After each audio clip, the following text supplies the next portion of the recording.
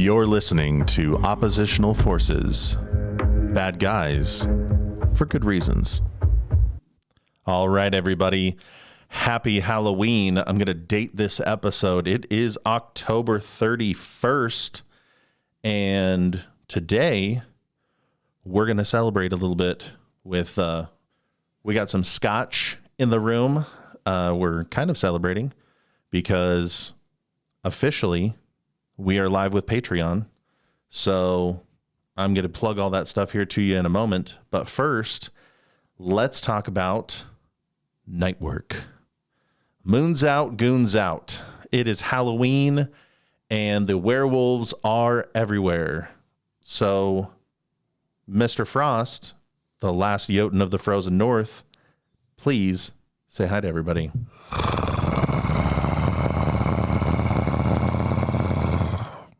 Hey, hey. And of course, I am your host, Scotty Don't. And today is kind of a special day for us. Why is today a special day, Mr. Frost? Because tomorrow, November 1 of 2001, we will drop all 5 of our first episodes on the public.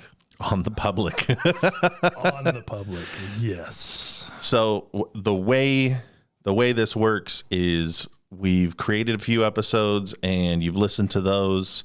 But the reason that we're dropping them all at the same time is because the way that the interwebs work is if we, drop a handful of them on Apple Podcasts all at once, it gives us a better opportunity for people to quote unquote binge the episodes, which that sort of interaction throughout Apple Podcasts then allows us to get kind of boosted to the new and noteworthy. So if you have made it to episode 5 and you're still hanging in there with us, you are now part of the problem. So Welcome to the Thunderdome.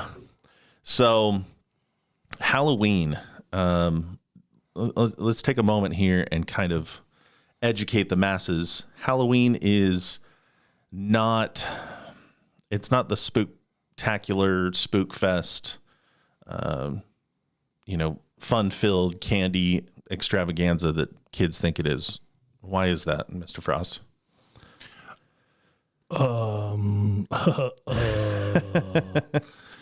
So, nighttime is when everything happens. When, essentially, when the wolves come out to play. I mean, I regard myself as a wolf, but I'm definitely, nighttime is the prime opportunity. When I'm going to strike, if I were to do something nefarious or let's just say maybe black bag somebody just for the fun of it or as a training purpose, it would be at night. If I was going to attack something, it would be at night. Black bag is in kidnapping someone, not putting them in a black bag. Either or.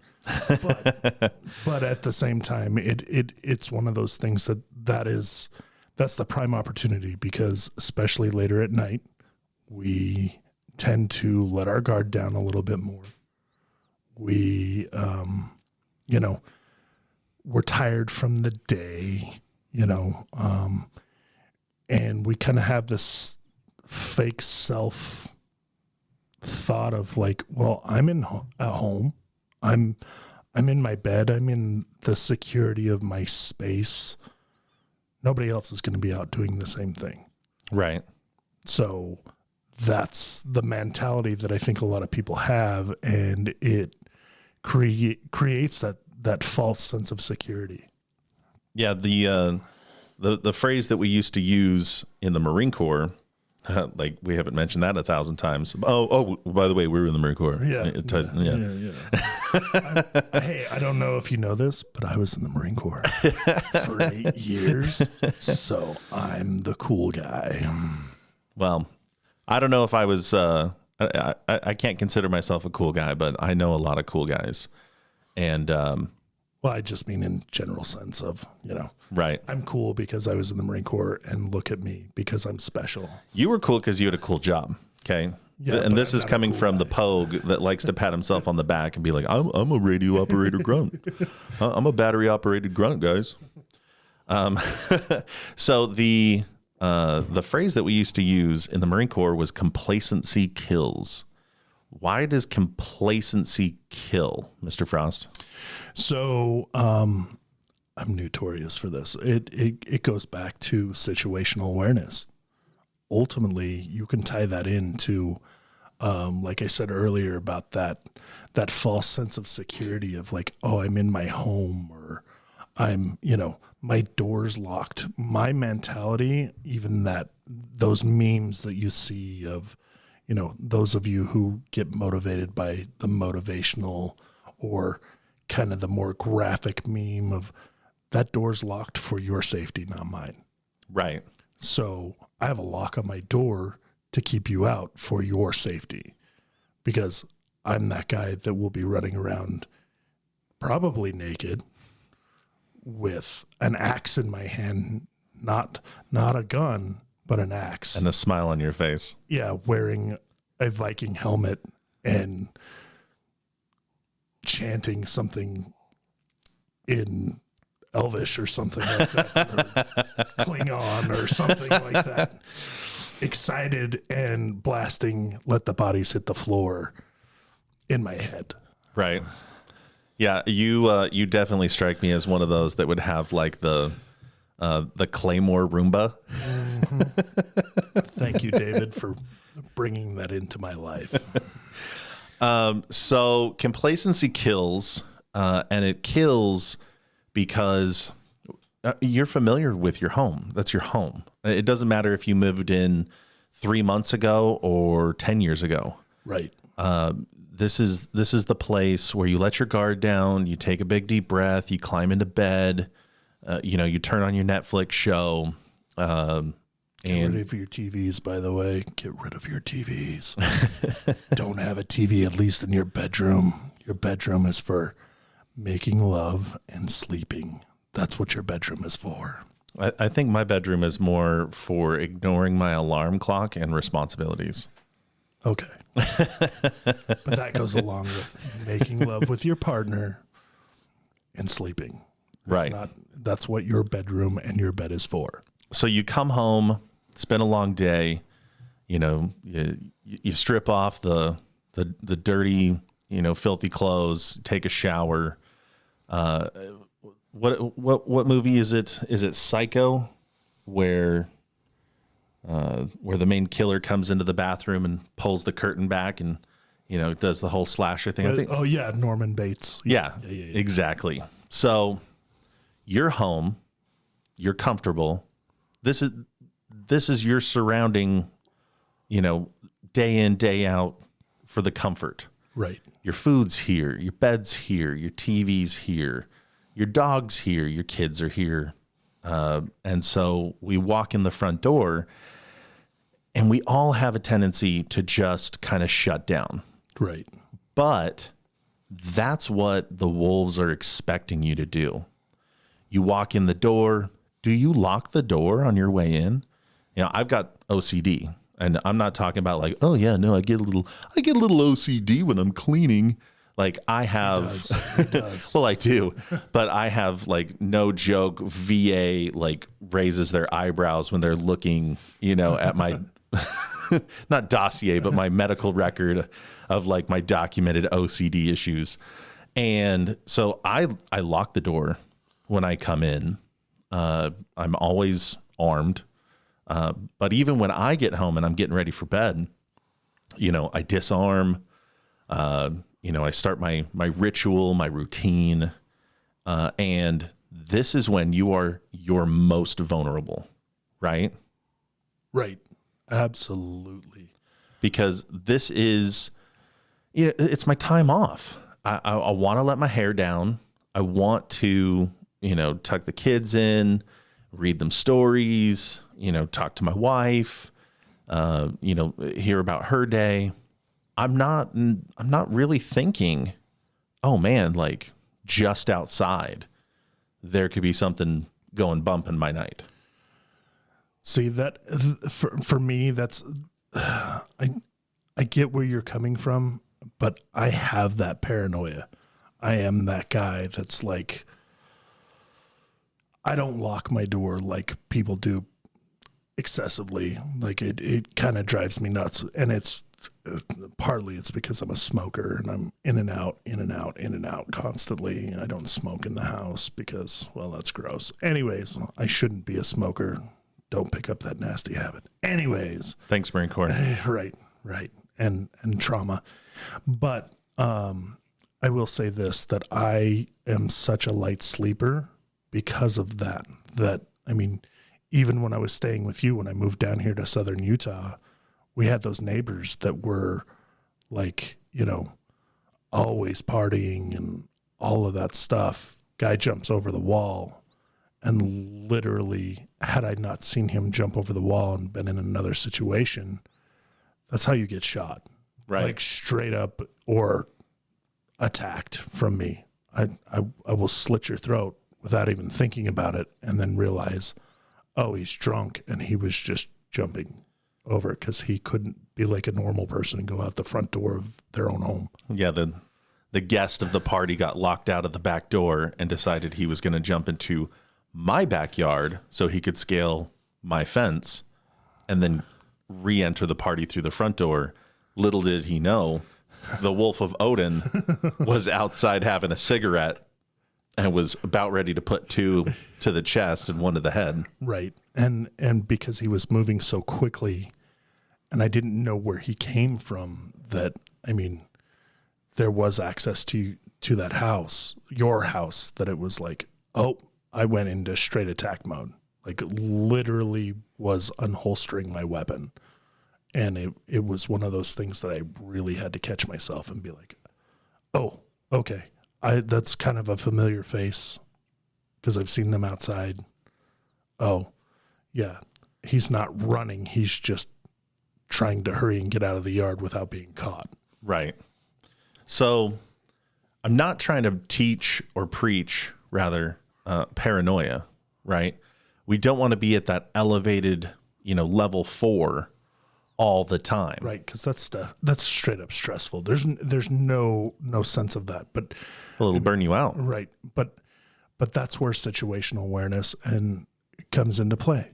I mean, we've progressively kind of talked about things, and I know I beat a dead horse with situational awareness, and it probably drives Scotty Don't and Mr. Valentine insane.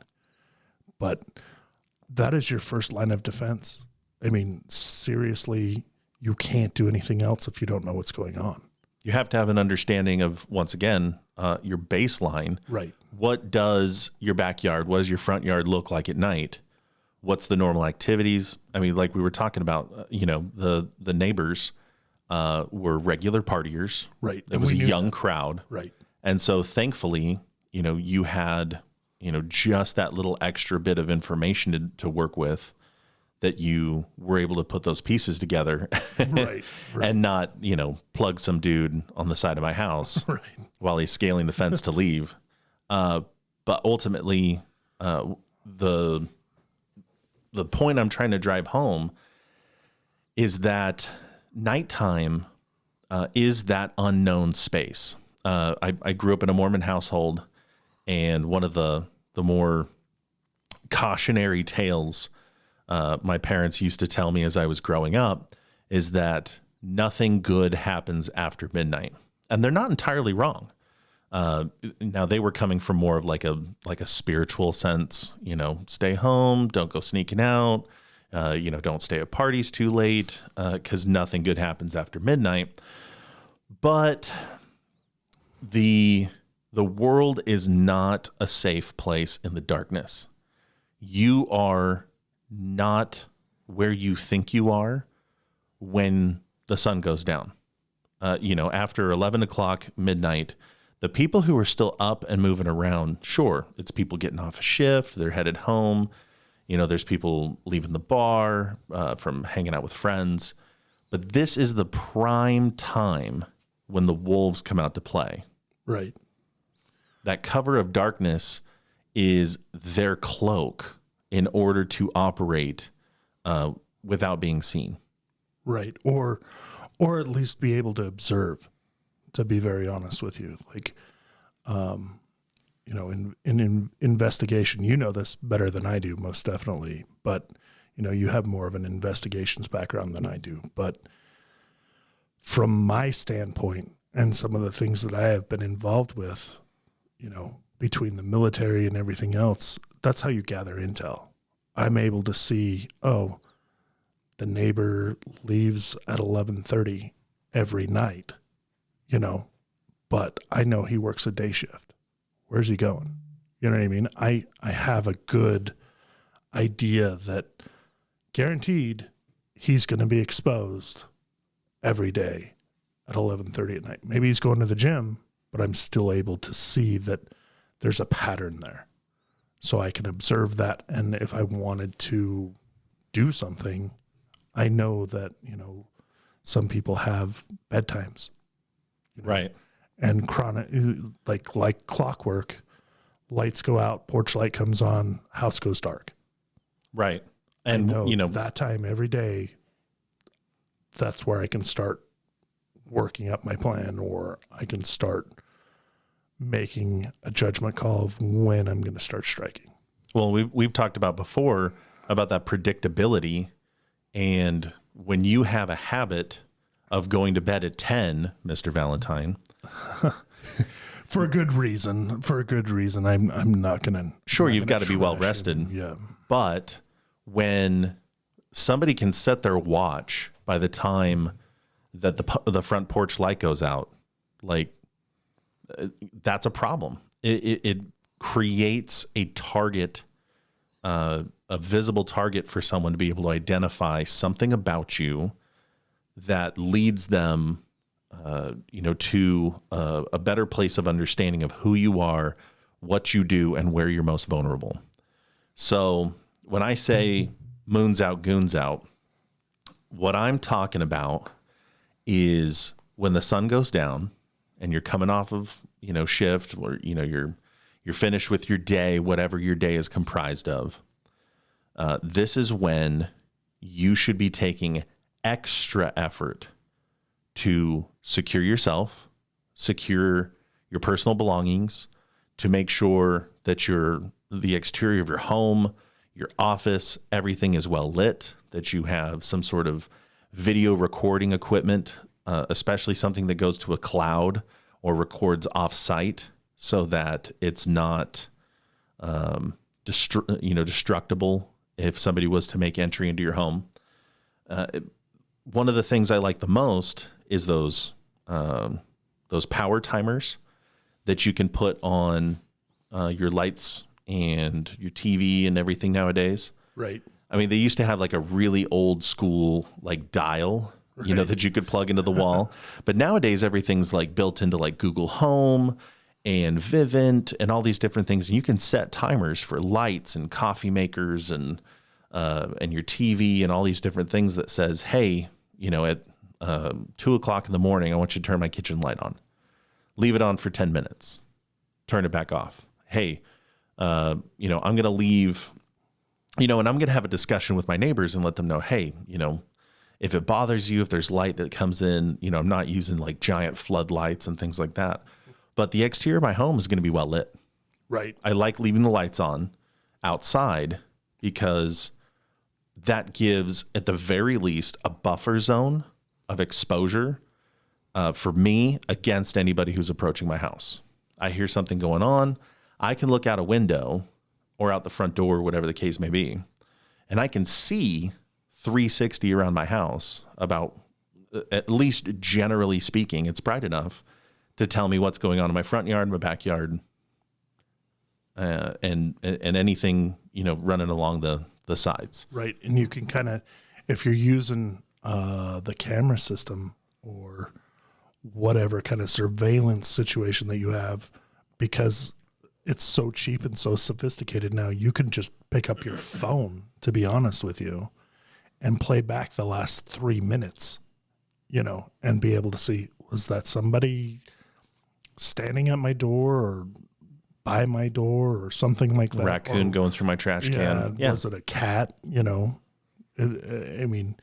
It's really easy that way. It turns into, well, now I don't have to adjust my night blindness to go walk out the front door. And now I got to keep one eye closed. We'll probably get into this, but I'll throw it out there. Pirates wore eye patches for many different reasons. They didn't need it.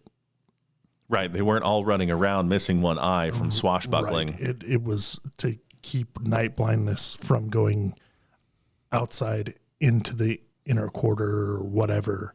Right. Because it was so dimly lit below decks that you needed a good eye once you went down below. Right. Yeah. And that's kind of that mentality. But, we'll dive into that a little bit deeper. But anyways. So when someone wants to prepare and feel more confident, and of course, confidence comes from competence, what is it that people can do to train for working at night? Because you're guaranteed, if you're going to have a problem, and it's not some active shooter situation at the mall or at your office, somebody going in postal, it's probably going to happen at night. So how do we train for that?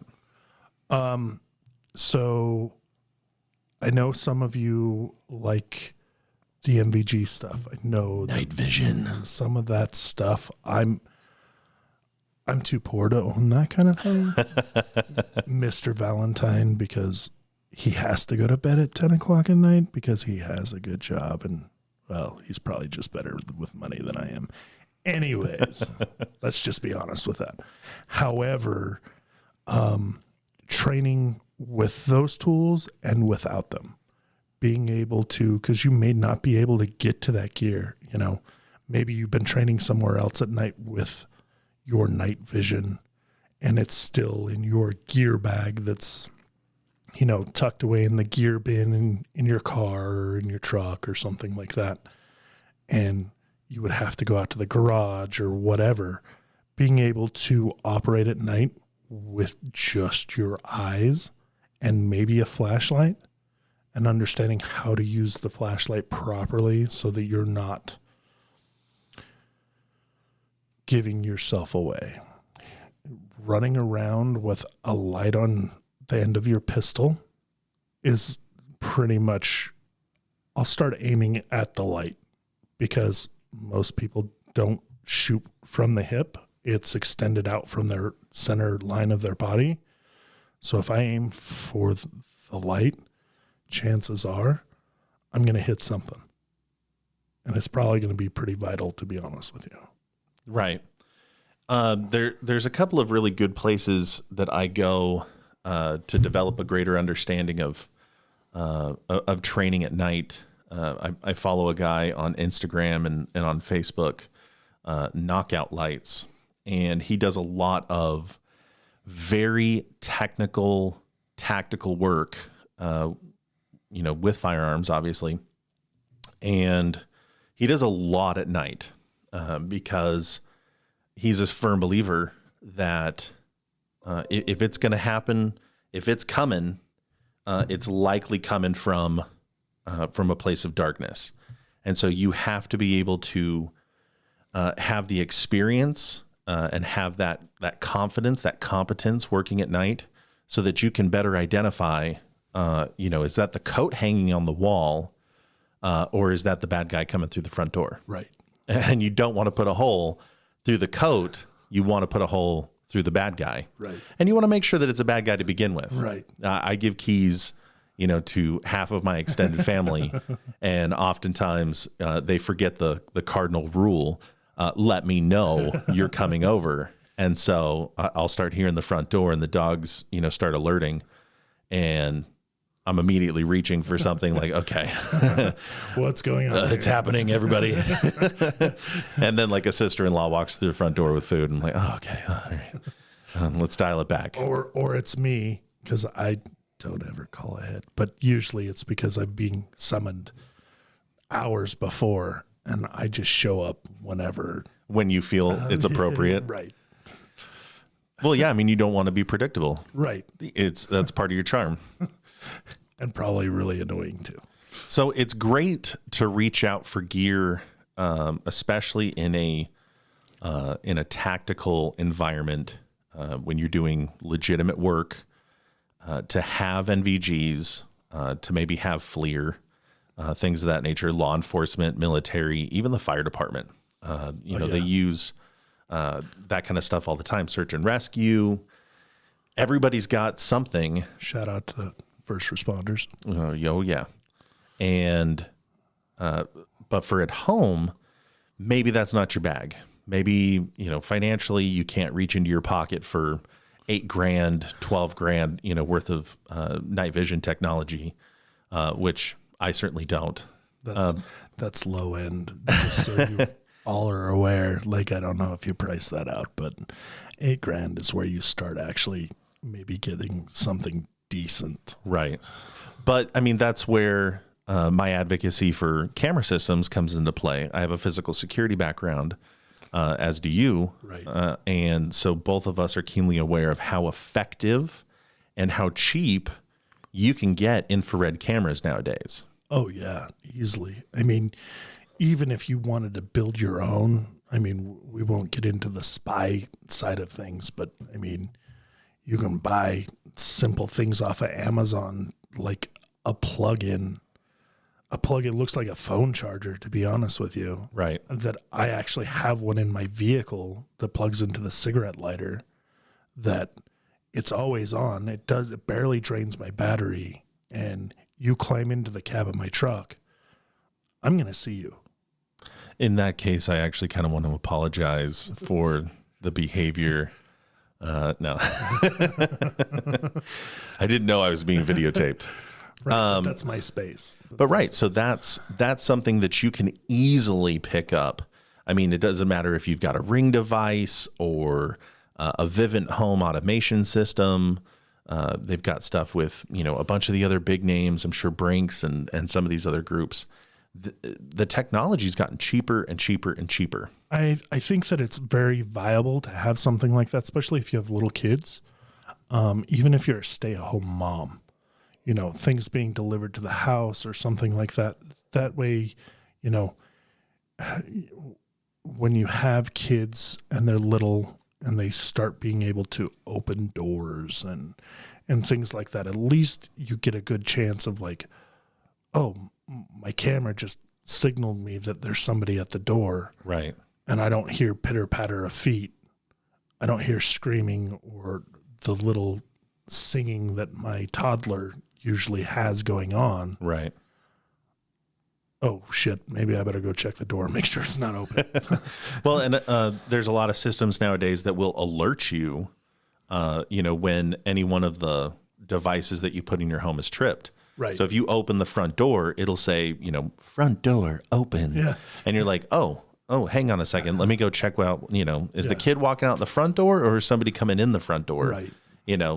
Guest bedroom window open, like, oh, yeah. And then you're waiting, outside in the backyard, waiting for your teenager to come off the side of the house. Right. You're like, okay, get back inside. Yeah.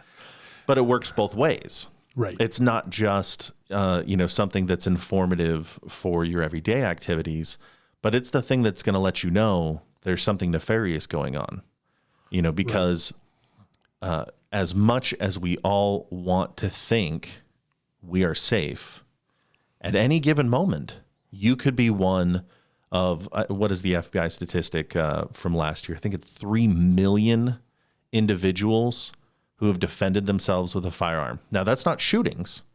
That can be presentation. That can be... Don't quote us on that number. Like, right. I'm plucking that out of the ether somewhere in the back of my head. My memory is like Swiss cheese. Google that, please. Google it. It's not. Yeah. But it's not written in stone. It's somewhere into the pretty high magnitude that at some point you're going to find yourself in a situation where the wolf comes for you, and the wolf can come in a lot of different ways.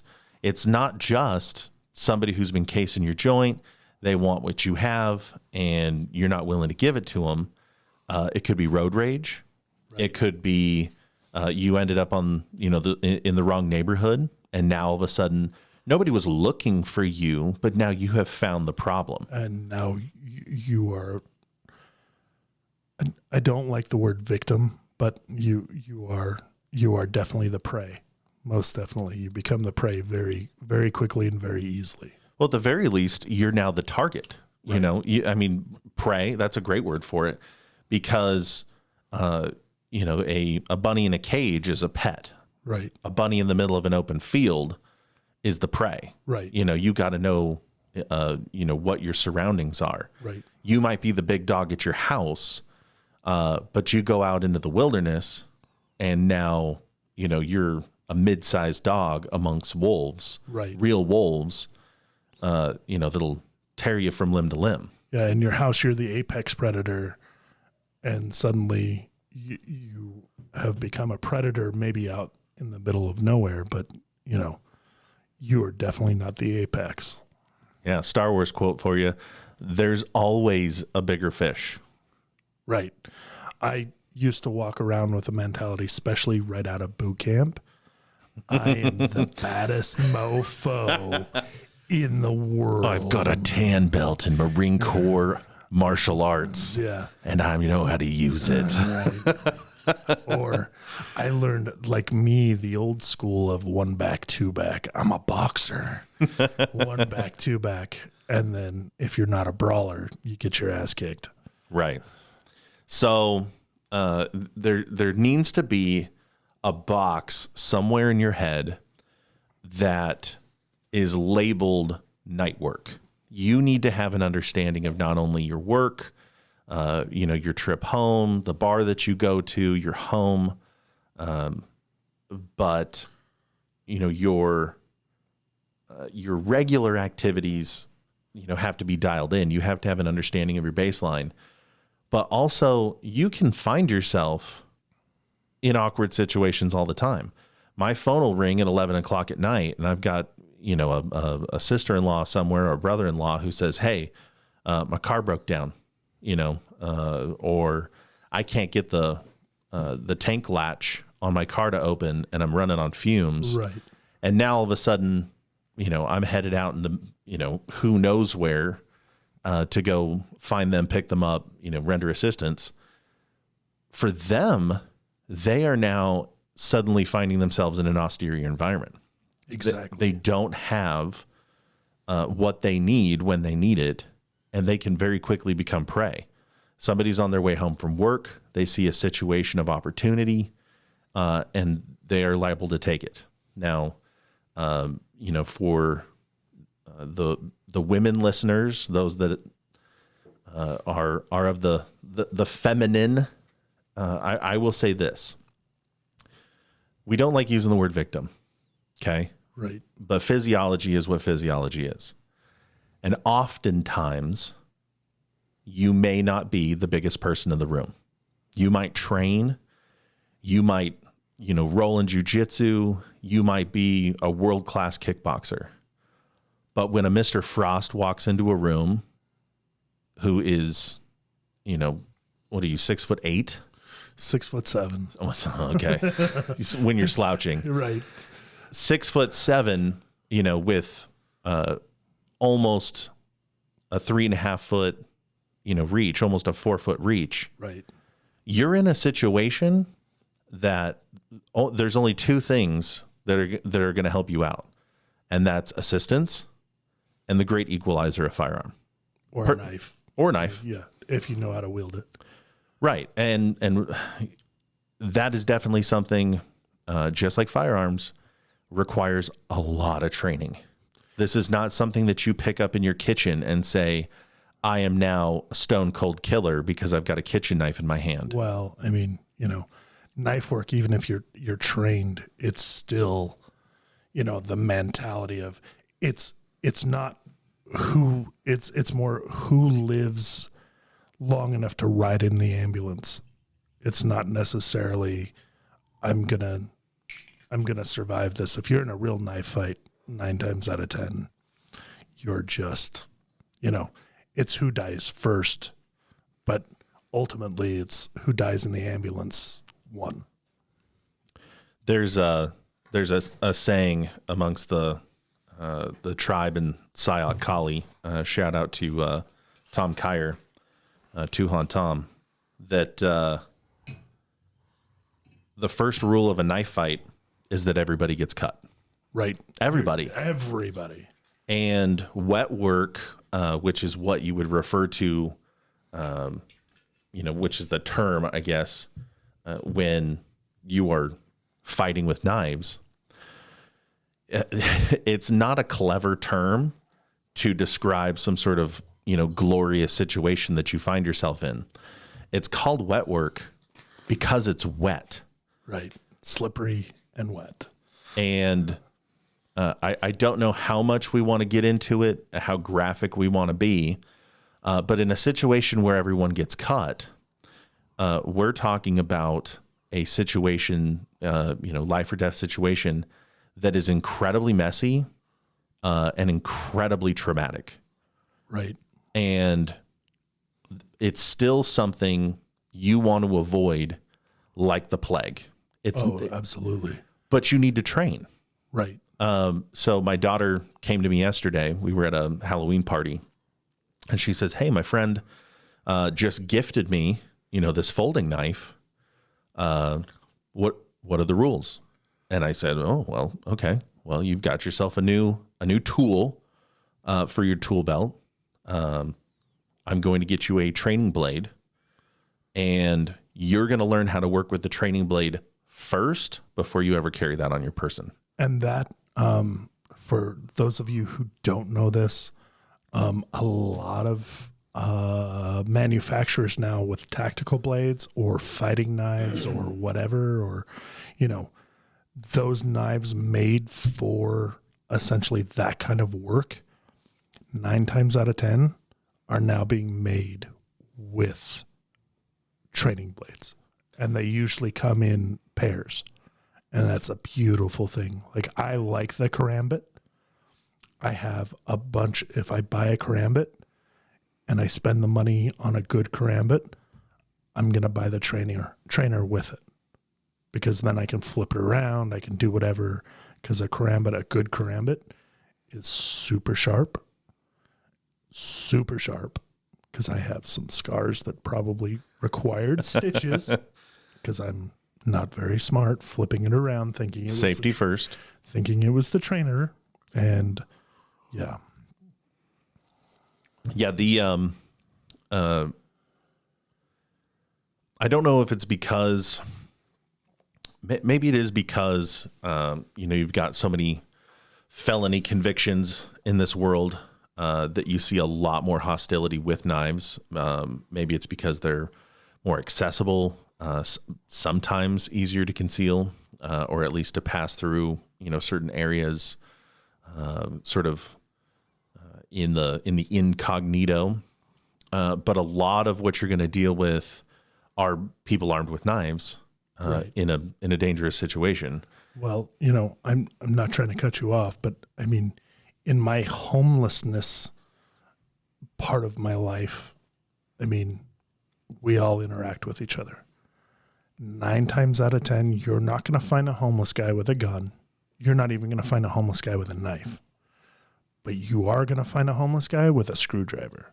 You're going to find a homeless guy with a sharp piece of metal, because as homelessness, nobody can take you to jail, or nobody can harass you for having a piece of trash on you or a screwdriver or anything like that. That's why, if you want to break it down, some of these 1%er motorcycle clubs have to carry things like that, because they're felons. You can't carry a gun. You can't carry a big knife.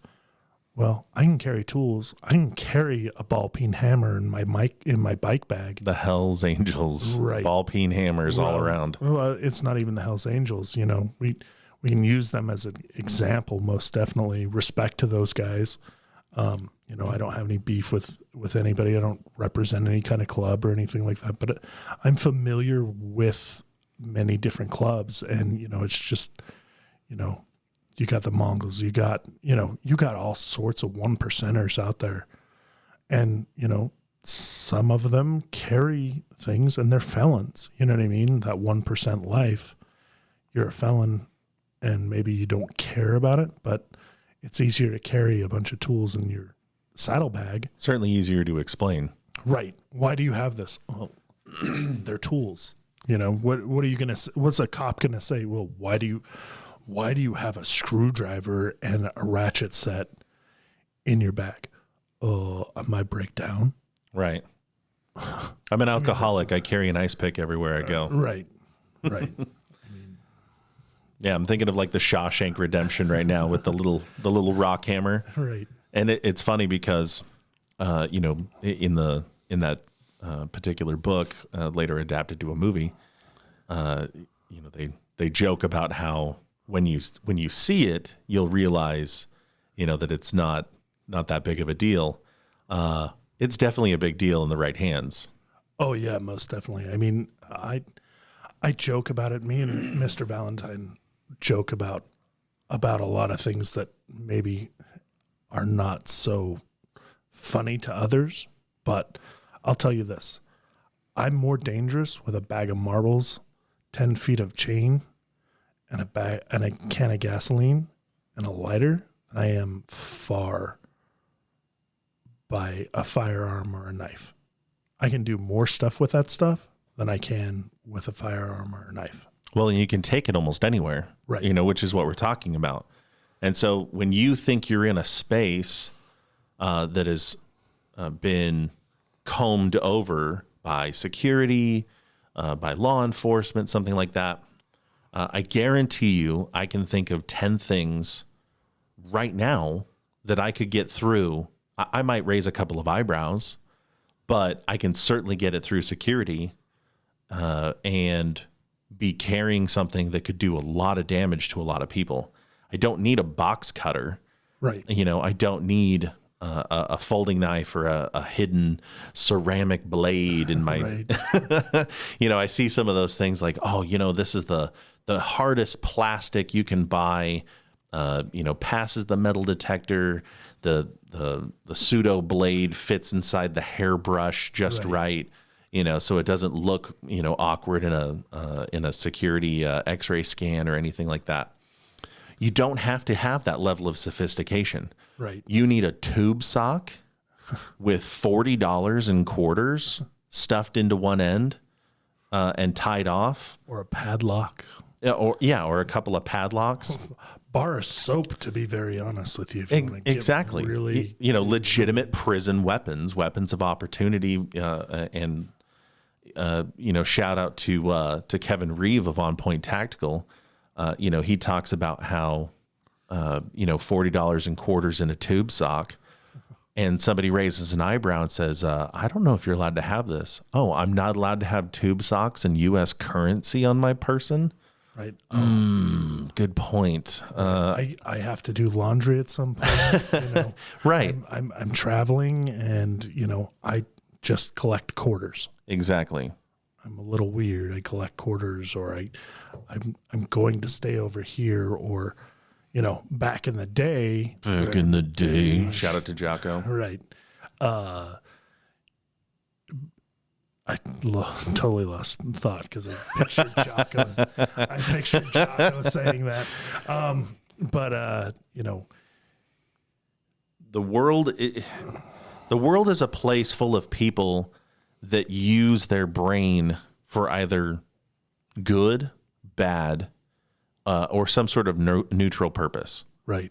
And so they're either looking out for themselves, looking out for others, or they're doing something that to them seems mundane, but to you may either have harm or a positive effect.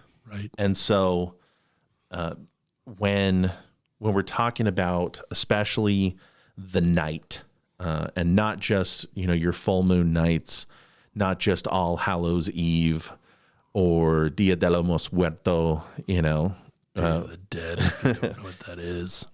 And there's a lot more going on that I think, if you took nothing else from this episode, that you just have to open your eyes and look out into kind of the ether and pluck out what people could be doing and then what you would do to mitigate that risk. Right. And it's not a mentality that you have to be on alert all the time. Yeah. Don't be paranoid. I mean, that's not what we're getting at. But what we are saying is, like, be aware. You know what I mean? Like, even being prepared for if you have a 2-story house, you know, do you have a fire ladder? Do you have kids? Are the bedrooms upstairs? Do your kids know how to drop that fire ladder if they need to get out of the house? Right. Do you have a plan? You know, do the kids know that, you know, something bad happens if you have the, you know, if Alexa turns the lights red and starts playing Let the Bodies Hit the Floor or something like that? Do the kids know that that's the cue to drop the ladder, climb out, go to the neighbor's house, wait 10 minutes so that you can have maybe a little fun and then call the police? Yeah. You know, I'm joking. I mean, totally joking. Definitely call the police first. Yeah. And then call daddy's lawyer. Yeah, pretty much. Or dial the insurance that you have for carrying, because ultimately, I'm going to tell you right now, having that insurance will save your life. They will bail you out. You'll have a lawyer, all that stuff. We're not sponsored by anybody, Right. but you and I are both certified USCCA firearms instructors. Right. And they have a great insurance, but there's others out there. There's many great others out there for sure. Right. And I think it's important, you know, for the general public, whether you've, you know, been doing this a long time, you're a part of this community, you know, you're some form of tribe, you know, with people like Mr. Frost and myself and Mr. Valentine, or if you are incredibly novice to all of this and you don't yet fully understand, there are people whose full-time thought process is, how can I make my next dollar? How can I hurt the next person? You know, what is it that I need to do to entertain myself or feed myself, or, you know, or my family?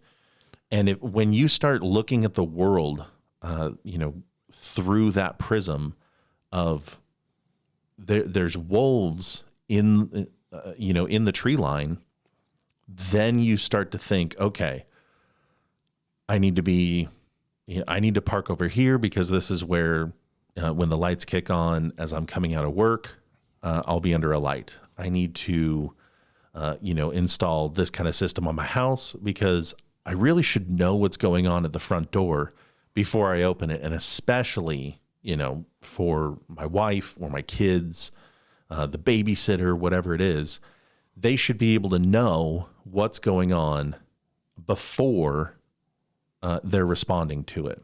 And so, you know, like we're kind of tying this back into Halloween. Halloween is definitely a night of trick-or-treaters. You know, it's kids out having a good time, but it's also the night where kids aren't expected to be home when the lights come on, when the street lights come on. You know, I don't even think that mentality is around anymore, to be honest with you. You know, that's a whole different era. That's a whole different ball of wax. But anyways, sorry. Right. No, but it's a night where kids start looking at each other, especially teenagers, and they start thinking about what kind of hell they can raise. Right. Like it's the prank night of the year. Devil's night. Right. And so they're in masks, they're in costume, something that they can, you know, likely shed in the event of an emergency. Right. And disappear into a crowd without much effort. And so this is the perfect night for things to go wrong, for things to go awry. And it's an illustrative night, I think, to better educate yourself about the other 364 nights of the year. What is it that you're doing, and what is it that you could do better? What is it that you haven't given any credence to, that maybe we've mentioned something in passing here on the episode tonight that says, oh, yeah, no, I really think I could do this better, and then do it. Right. Because otherwise you and I are just vacillating to each other in a room with microphones and getting nothing done. Well, you know, honestly, with that, I mean, I'd like to touch on this a little bit. I know we're kind of running out of time. Yeah, we've got all the time in the world. Okay. Well, these people are tuned in hard, right? Hard and fast. So I want to reach out, and I really want people to understand that it's not above the scope of the security officer at your work to walk you to your car, ladies, or even gentlemen. It is not out of their realm. That is part of why they are there. Do not hesitate unless they're a creeper, because there are some of those guys. And, you know, that's something that you should probably address, most definitely. But, you know, use that to your advantage. Parking underneath a light, but maybe you have to park because you're a little later. You have to park at the back of the parking lot. Do not be afraid to ask somebody, even a coworker, to walk you to your car. Well, I mean, even think about, especially with the sun's going down earlier now. It's getting dark earlier. You know, sometimes some of us work those longer hours where it's dark when you go to work and it's dark when you leave. You know, it is one of those things. Do not hesitate. Please do not hesitate to ask somebody to, you know, just walk you to your car. There's nothing wrong with it. And don't feel like, oh, I'm being paranoid or anything like that, because ultimately we're in this together. You know what I mean? It's kind of like that, the company of, you know, expect self-rescue. And part of that self-rescue is being able to be comfortable enough to ask for help. Identify the potential threats and then mitigate those risks. Right. And that comes from, you know, simply just in pairs. You know what I mean? A security officer is probably the best, just because, you know, for whatever reason, somebody's not going to mess with the security officer. But if they're there to help you walk to your car, you know, hopefully they have the mindset of like, hey, hold on, let me look in your car. Let me look in the back seat and make sure somebody's not hanging out in the back seat. Right. I'm going to talk about strippers and strip clubs here in a second. But first, let me hit the sponsor button. All right, everyone, we're taking a brief moment to talk to you about one of our favorite sponsors. That's right. The Barber Collective is a Southern Utah mainstay, U.S. veteran owned, with an elite team of classically trained barbers for you to get that dapper do, professional fade, or a cut on the wild side. Competitive pricing with walk-ins available. You won't walk out disappointed that you tried The Barber Collective. Call today and schedule your appointment. Mention Oppositional Forces and receive your first cut on us. You can schedule online at vagaro.com/barberco. That's VAGARO.com/BARBERCO.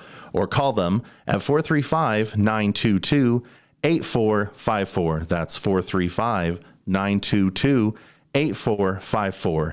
That's the Barber Collective. Don't let that do you wrong. Go see them today. Check out our friends at Smash Labs Rage Rooms, a Southern Utah exclusive with franchise options available. You won't find another adventure spot quite like this. 5 axe-throwing lanes with a variety of edge weapons, and their special Rage Rooms, where you and your friends can work out the day's frustrations by smashing TVs, home appliances, and all kinds of glassware, big and small, and an ever-evolving range of ceramic and miscellaneous items sure to thrill the senses. Call them today and schedule your date night, special event, or even large private parties. Visit their website at www.smashlabs.biz and check out all their special pricing packages, or call 435-359-2214. That's 435-359-2214. Walk-ins welcome. That's Smash Labs Rage Rooms. All right, so strippers.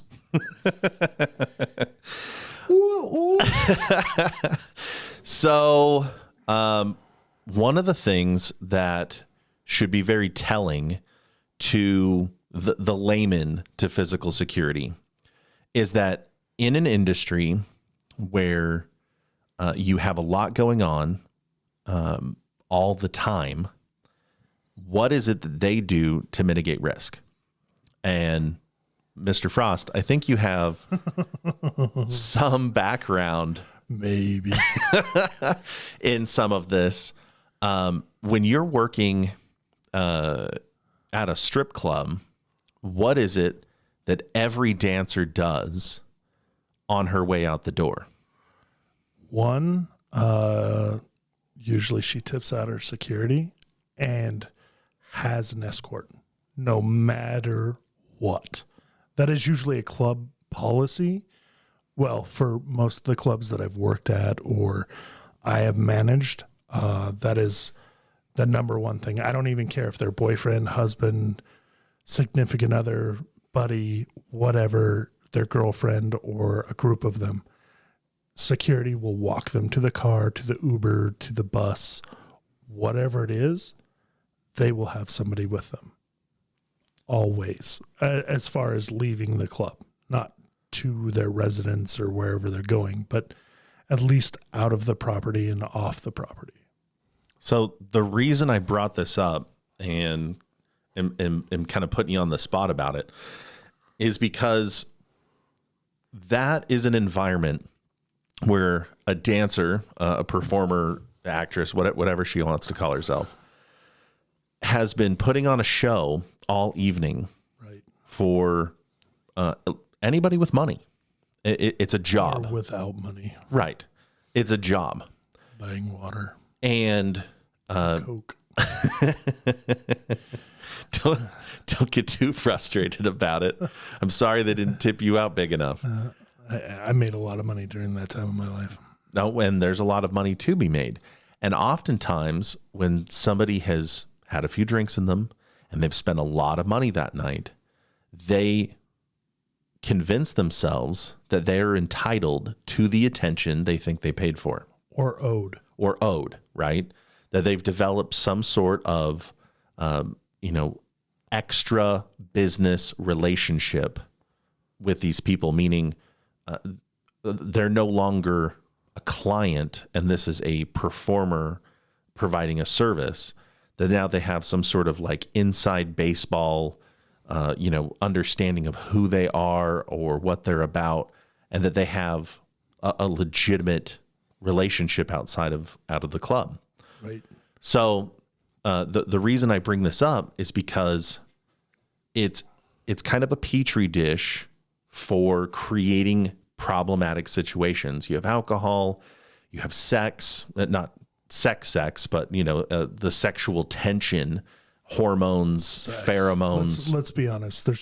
There's things that go on in private rooms that we all can't catch. It happens. Right. And so there's something about kind of the rule of numbers, right? The more situations you create, the more times you're going to see this pop up. Now extrapolate from that how many smiles you've given out during the day, how many pleasantries you've, exchanged with strangers. You're at the bookstore, and then you're at the grocery store, and you're at work. And there are people out there, whether they know it or not, who are wolves that can take from that interaction the wrong meaning, the wrong signal, and say, oh, I'm now a part of your life, right? Right. There's I think it's a Netflix show called You. I don't know. I think it's pretty big right now. I know that. I've heard a lot of people talking about it, but I have yet to see it. But I'm going to throw that into this. I'm a single guy. And Mr. Frost is single. Yeah. To throw that out there this is how I break the ice. Somebody smiles at me, especially like in the line of the grocery store or something like that. I will say something like, that smile looks good on you, or even to break the ice of just coming and talking to you, wow, you should wear that smile more because it looks good on you. Mm-hmm. And because that drops the guard of somebody and they smile. And if they want to talk to me, I've opened that door. Right. Now I've got your attention. Now you're going to talk to me. So, I mean, in a way, that's kind of a predatory thing, most definitely.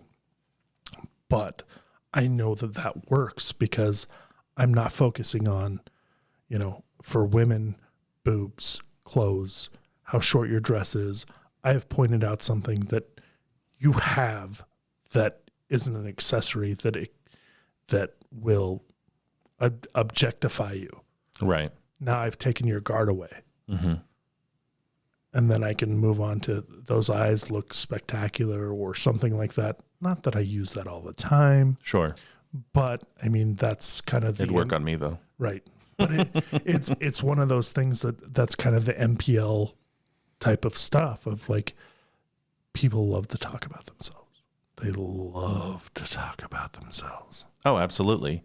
And in a situation where, you know, whether you're in line at the bank, you know, or, you know, trying to, you know, stand in line for the next iPhone, whatever it is, you could be striking up a conversation with someone who reads in beyond what it is that you're actually giving out. Right. And so when I'm talking about, you know, the dancers leaving the club, or, you know, we're talking about just somebody leaving a bookstore, or even a waitress. It doesn't even matter. It doesn't even have to be, you know, a dancer at a club or something like that. It could be a waitress, to be very honest with you, at the Denny's. Well, you've been faking nice to people all night, right? You know, no matter how bad your feet hurt, your back hurts, you know, you smell like old French fries, but you've been putting on that big smile all night, and somebody says to themselves, oh, she likes me. Right. And now you are in a situation where it's not outside of appropriate for you to ask somebody that you trust to walk you to your car. Right. It doesn't matter if you're leaving the bar or your place of work, you know, or your boyfriend's house. Hey, can you walk me to my car? Shout out to masculinity, gentlemen. I don't care who you are. If it's your wife, your girlfriend, or somebody you just met, they're leaving your house, walk them to the car. Open the door. Open the door for them. Scotty's sister-in-law, I look at them as family. So she's my sister-in-law, essentially. She was going to prom this last year. She literally stood out the car and said, I guess I'll open my door for myself. I beamed, absolutely beamed when I heard her say that. It was glorious. It was one of those things, like, she pulled that guy's card, like pulled his card and was like, are you even a man? Did you want me to hover over the expletive button? Right. It was one of those things, like, you are, you know, you require some masculinity training here. Right. So for the gentleman audience, you know, we're going to insert some toxic masculinity into this for a moment. It's not really toxic. The world is an uncomfortable place. And sometimes in order for us to feel more at home in our own environment, we will shut out the glaring problems with society, with the fringe, with the wolves in the darkness. And we start to relax our more deeper genetic, you know, makeup that says we need to be doing things a certain way, behaving a certain way. Society's trying to get us to reject, you know, all of these things. Don't be afraid of what someone's going to say because you opened a door, because you opened a car door, because you held someone's hand while they jumped over a puddle. That stuff may seem super arbitrary. Pushing them into the inside of the sidewalk versus walking on the street side. Exactly. It's these little things that people have lost touch with, that they had greater meaning, before. Right. There was a purpose behind all of it. The horses and the buggies and throwing mud, and the early cars. Right. They were throwing mud off the streets. There was things to legitimately look out for around every corner, and people knew it. And so opening a door was verifying that the inside of that door was clear or safe, that there wasn't, a problem leering around the corner. Keeping to tradition oftentimes comes with sort of this, oh, look at this white knight, coming into the room, whatever. It still has credence. And when we start to give up that ground to make room for modernization, progressivism, a lot of which is not a bad thing. I'm not trying to take a big turd on all of it, but there is some of it there that needs to be tightly held on to, because especially at night, especially in today's, today's world of modern technology and new ways to take advantage of people, you have to be vigilant. When you go to the gas station at night, like we talked about in the situational awareness episode, that we will probably talk about 1,000 times. 1,000 times, because I'm a nutcase about situational awareness. Right. You lock your car doors before you start pumping, because now you don't have, a good visual of the opposite side of your car. And it's a situation where you want to maintain control of as much as you can while you are in a fixed position you can't readily escape from. Right. You've got a nozzle in the car. You can't just go turn the car on and speed off. Well, you could. You could. Because they do break away. But anyways, we won't get into that. But, I kind of got a buzz, so I'm just letting y'all know. But I posted on my personal page, and I think I might even post it on the Op4 page, but I posted a meme that said, make masculinity a thing again, toxic masculinity a thing again. And it's, work hard, lift weights, fight jujitsu, get outside, do something difficult, hunt, fish, learn an art, treat women with the utmost dignity, crush evil.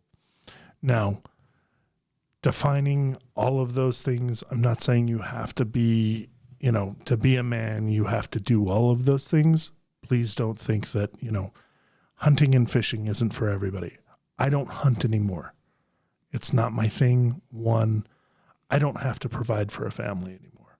It's not my thing. I love to fish, don't get me wrong, but hunting is just like, I've had the opportunity to hunt man, and hunting is just kind of lost its, I don't know, it's luster for me. I love to go with people, but that's just not my thing. Jiu-jitsu is probably the base for all fighting. I really kind of feel like that. I agree with anybody who listens to Jocko Willink. He preaches it. He preaches it 100%, learn jiu-jitsu, learn boxing, then, get into wrestling or something of that nature. I'm not going to beat a dead horse about it, but I just, get outside, turn off your phones. I really kind of feel like I'm really bad at this, that I need to put my phone down. Like right now, throughout the show, I've been on my phone, scrolling through things, texting people, stuff like that. But I really try to make an effort if I'm out on a date, or if I go out to dinner with, Mr. Valentine, or I go out to dinner with Scotty Don't and his family, I try really hard not to have my phone out, because I need to engage. I need to be present in that space, whether it's keeping an eye on everything else to keep everybody safe because, well, they're my extended family. Well, they are my family. Ultimately, they're my family. And it comes down to I want to keep them safe. And I know that Scotty Don't doesn't do that. Or he does do that. I do apologize. Like I said, I'm buzzing a little bit from that scotch on our... I'm a little excited about dropping these podcasts. I'm actually probably more excited than you were when we did our first podcast. I'm loving it. I'm loving every minute of it. Right. I'm super excited about dropping this because I think that this is going to, I don't care how far this goes. I'm just loving this interaction and I'm loving doing this, especially with Scotty Don't. And I'm loving doing it with Mr. Valentine. And, I really hope that you guys get some great information from our knowledge and even our soon-to-be guests, because there's a lot of amazing things that you can do with this information, just basic information that we're giving. And I really want to push, if you don't train with us, we're going to talk about a lot of our training opportunities and other people that are instructors that are phenomenal instructors. I will never badmouth an instructor because you can always learn something. Even if it's the what not to do. Right. But no, I definitely feel where you're flowing from, Mr. Frost. It's an amazing opportunity. I think there's a lot there that gets kind of left on the table from other sources that we're trying to touch on and coming at this from a different angle. And so what ultimately we were trying to talk about here tonight, is that there's a lot more there than most of you have taken the time to consider. Now, this isn't talking to the professionals out there who do this for a living. I'm speaking specifically to maybe the newest, member of the prep community or the security community. I don't even agree with you with that. I think that even the professionals, because they need to be reminded. I mean, for sure, just some of the topics that you hit, I was thinking about and thinking, I forgot about that. I really didn't think about that aspect. Right. I mean, that's something that I think about always, but am I actually doing my due diligence for that basic thing? Well, and and everybody needs a gut check from now and again. Right. I'm as guilty as anybody. I could shoot more, I could roll more, I could, take more time out of my miserable day. So miserable because we don't even work 9 to 5. You and I have that luxury of no, my extremely overprivileged day. There needs to be some emphasis put in every day for all of us to remember the basics, to remember we don't live in a bubble. This is not some sort of controlled experiment. We are in an austere environment with a lot of comforts.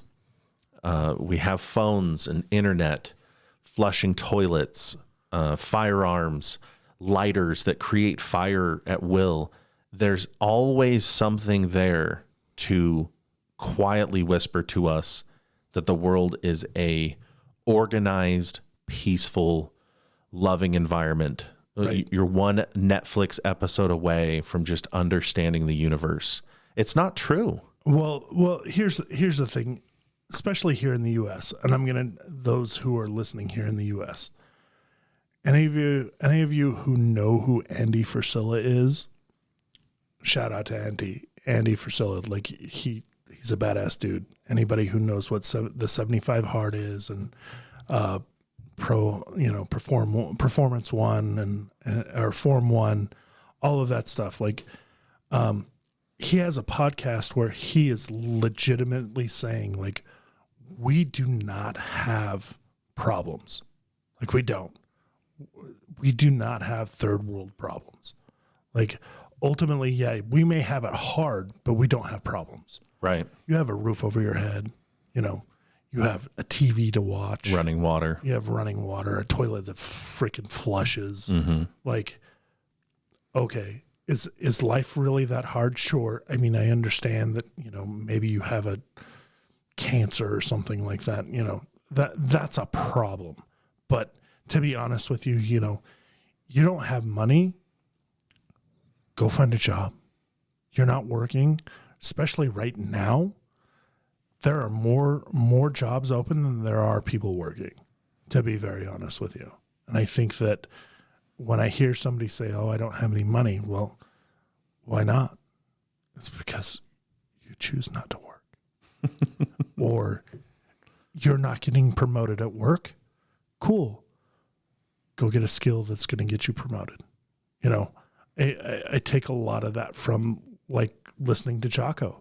Like, he has podcasts earlier on in his podcast of like, good, you know, you got passed over. Cool. Now it's more time to train. You got passed over for this. Good. I didn't level up with my belts when I tested with jiu-jitsu. Cool. More time to train. I didn't get that promotion. Cool. It's time to learn another skill so that I can get promoted. Right. Like, there's so much truth to that I try not to walk around and feel defeated sometimes when I'm feeling sorry for myself because of that, because I have to remind myself, I don't make the money I make because I choose not to, because I'm not, you know, extreme ownership. I keep reverting back to Jocko because Jocko's 100% right. You know what I mean? Like, you have to take accountability. You have to take accountability of your safety. You have to take accountability for your actions, regardless if somebody else has something to do with it. You are still responsible for you. Right. And so, you know, with that, try this week, take a little bit of time out of your day, open your eyes to where you are and what you're doing, and try to identify where the weak point is. If you were the bad guy, where would you be and what would you be doing in order to circumvent the things that you have in place today? Not the things that you've planned for, prepped for, are super observant of. Where are your weak points? Be your own oppositional force this week. Think about where that weak link in the chain is, and then if you can exploit it, even just notionally, somebody else can, and they might be able to identify it faster than you can. So pick yourself up, dust yourself off. Tomorrow's a new day. Let's blow the door and get the hell out of here. Wage war, stack bodies.